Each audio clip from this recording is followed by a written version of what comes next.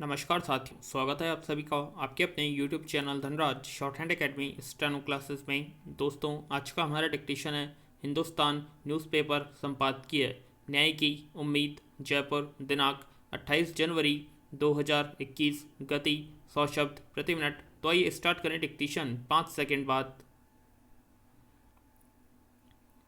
Start. न्याय केवल वही नहीं है जो सुना दिया जाए, न्याय वह है जो स्वाभाविक ही महसूस हो।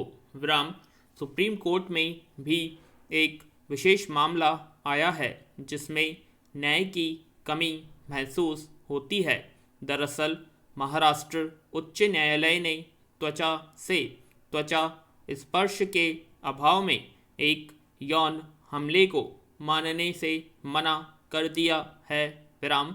12 वर्षीय नाबालिग को गलत ढंग से छुआ गया था और चूंकि त्वचा से त्वचा का स्पर्श नहीं हुआ था, इसलिए पॉक्सो के तहत अपराध मानने से इनकार कर दिया गया। अब सुप्रीम कोर्ट ने उच्च न्यायालय के फैसले पर रोक लगा दी है। विराम। यह एक ऐसा मामला है जिस पर विस्तार से चर्चा और सुनवाई की ज़रूरत है। खास यह है कि यूथ बार एसोसिएशन ने इसे लेकर याचिका दाखिल की है। विराम। क्या यह सही है कि किसी नाबालिग को छूना केवल इसलिए वैध या सही मान लिया जाएगा क्योंकि त्वचा से त्वचा का स्पर्श नहीं हुआ है? पूरे वस्त्र में क्या किसी का शोषण नहीं किया जा सकता? क्या किसी को कपड़े के ऊपर से छूना पॉक्सो के तहत यौन हमले की श्रेणी में नहीं आता? महाराष्ट्र हाईकोर्ट के फैसले से ऐसे बहुत से संवेदनशील सवाल खड़े हो गए हैं जिनका जवाब सुप्रीम कोर्ट को मानवीयता के साथ खोजना होगा। पैरा। महाराष्ट्र उच्च न्यायालय की नागपुर बेंच की एक जज ने अपने 19 जनवरी को दिए गए आदेश में कहा था कि किसी भी छेड़छाड़ की घटना को यौन शोषण की श्रेणी में रखने के लिए घटना में यौन इरादे से किया गया त्वचा से त्वचा स्पर्श होना चाहिए। लगे हाथ उन्होंने यह भी कह दिया है कि नाबालिग को टटोलना यौन शोषण की श्रेणी में नहीं आएगा। यह जान लेना जरूरी है कि एक सत्र न्यायालय ने 39 साल के व्यक्ति को 12 साल की बच्ची का यौन शोषण करने के अपराध में 3 साल की सजा सुनाई थी, पर उच्च न्यायालय ने सजा में संशोधन करते हुए कह दिया कि महज छूना भर यौन हमले की परिभाषा में नहीं आता। भारतीय दंड संहिता की धारा 354 के तहत महिला का शील भंग करना अपराध है। धारा 354 के तहत जहां न्यूनतम सजा 1 साल की कैद है, वहीं पॉक्सो कानून के तहत यौन हमले की न्यूनतम सजा 3 साल की कैद है। विराम।